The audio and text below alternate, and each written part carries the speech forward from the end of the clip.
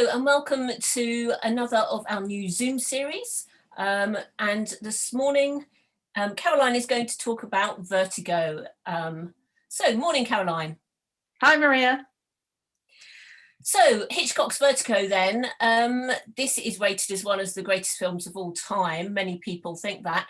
Can you tell us a little bit about why you think that and why it's gone down in common culture in that way? That's a really good question, because not everyone thinks it's the greatest film of all time. I'm sure that some of our viewers right now are thinking, what? You know, why is it the greatest film of all time? It hasn't always been considered that. It's only fairly recently that it was voted #1 in the Sight and Sound poll. It's a 10-year poll, and for a long time Citizen Kane was at #1, but now Vertigo is. When the film first came out, critics didn't like it at all. They said the pace was really slow, that they'd seen Hitchcock do it all before and actually they'd seen him do it better.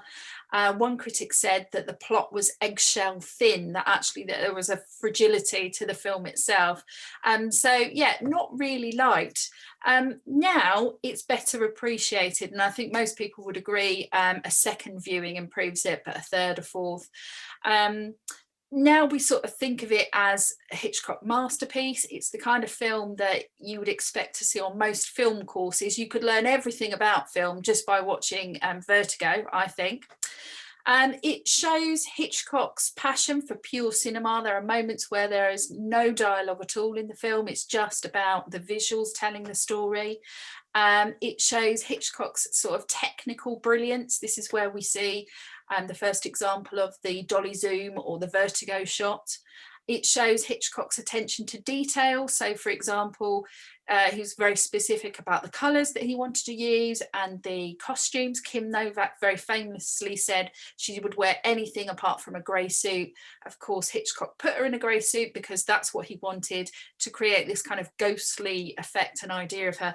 So it's definitely a film that, you know, has become considered to be more and more brilliant as time has gone on. Certainly seems packed with lots of great features. I think you've probably convinced me today anyway. So for those viewers who perhaps aren't familiar with this film, could you just give us a general gist of what exactly it's about? What's the plot? Well, at a very simple level, it's about John Scotty Ferguson, a police detective who is trying to get over his vertigo, his fear of heights. But as he's trying to get over it, he becomes involved with this character, Madeline, and him saving her becomes almost a way of saving himself. However, he's not very good at saving her, and actually she does die. Spoiler alert, by the way. Madeline is supposedly possessed by this supernatural being, Carlotta, her great-grandmother. And Carlotta is known as this kind of female who went mad, went around the streets of the city looking for her baby that had been taken away. And so the idea that Madeline is possessed by Carlotta is something that Scotty comes to believe, which of course, logically, as a policeman, would you really? Anyway, as I say, Madeline, he is unable to save. She does throw herself off the bell tower, and this is about halfway through the film. This sends Scotty into a spiral of depression.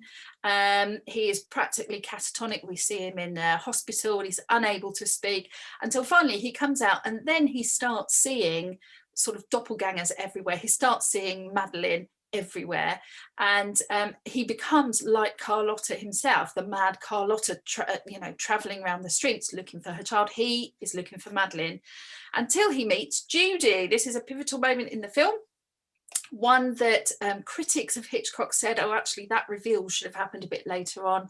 But he finds Judy. She looks incredibly like Madeline, and so he goes about making her over into Madeline.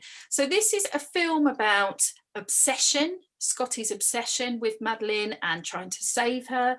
It's a film about identity and the fact that identities are so fragile that they can easily be changed. Someone can become someone else. And it's also a film about control. It's about Elster, Gavin Elster, the guy that is married to Madeleine. It's about his control over Madeleine and Judy and Scotty, but it's also about Hitchcock's control over the film and over the audience, and you know, his decisions to reveal things at very specific times in the film itself. Okay, I mean, you talk about control there, and some people say that in this film in particular, Hitchcock treats women very badly. What are your views on that? Is there a misogynistic element to his treatment of women here? Absolutely. I mean, undoubtedly, Hitchcock was a misogynist. You only need to look at some of his other films for that. In particular, Marnie is a particularly interesting example in terms of the way that he treats women. With Vertigo, even in the casting process, we can see his misogyny. He didn't originally want Kim Novak to play Madeleine. He had cast Vera Miles. She then got pregnant, and he was just, no, I don't want to work with you anymore. He famously says, after that, I lost interest. I couldn't get the rhythm going again. So as soon as, you know, she does something very natural to all women, she becomes pregnant, he cannot bear to work with her anymore.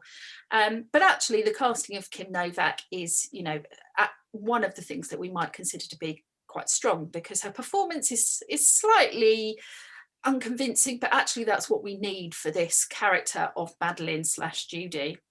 I think one of the saddest things in the film is that Judy is willing to give up her whole personality. Her whole identity is annihilated so that she can be loved by Scotty. She says, you know, if I do this thing, will you love me?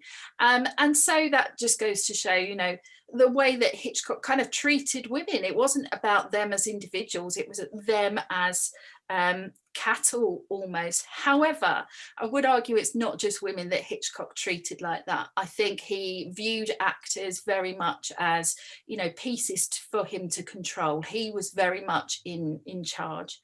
And we could argue that in Vertigo, this moment where Judy reveals that she was actually Madeleine is very empowering. This is a moment where she has the camera to herself. It's when we hear her sort of internal monologue and find out what she knows.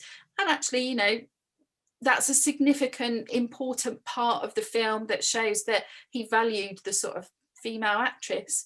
But it's up to you to make your mind up, really, I think. But there's plenty of evidence of that misogyny, and I don't think Vertigo does enough really to suggest otherwise. He certainly sounds to be quite a difficult man to work for there. Indeed. If there was one scene from this film that you would suggest that students should study, what would be that Well, scene? there are loads of fantastic scenes that students could look at. I would suggest things like the reveal of Madeleine at Ernie's. That's just a beautiful scene. Or the dream sequence is also excellent for lots of different things going on. But if students want an easy sort of way into the film that gives great analysis for sort of minimal effort, I would say, maybe look at the title sequence where we've got loads of close-ups, fragmented close-ups of a woman. We don't know who this woman is, so already it's raising questions about identity and also the role of women within the film. We've also got all of these spirals. Once we go inside the eye of the woman, we see all these spirals, and the spiral is a key motif in the film Vertigo. It's a shape where there is no center, and the idea that Scotty really is just spiraling down and down and down into something that he can't get out of. If you then follow that up with the opening chase sequence on the rooftops, you've got questions about masculinity and Scotty's ability to do his job, which I think is one of the key themes in this film, sort of masculinity and femininity. We also see that fantastic Vertigo shot, which I've talked about already. So even just the sort of first 5 to 10 minutes of the film is really fruitful in terms of analysis. So thanks very much, Caroline. Very interesting analysis there of Vertigo. Thank you everybody for watching, and see you again soon. Bye-bye. Bye.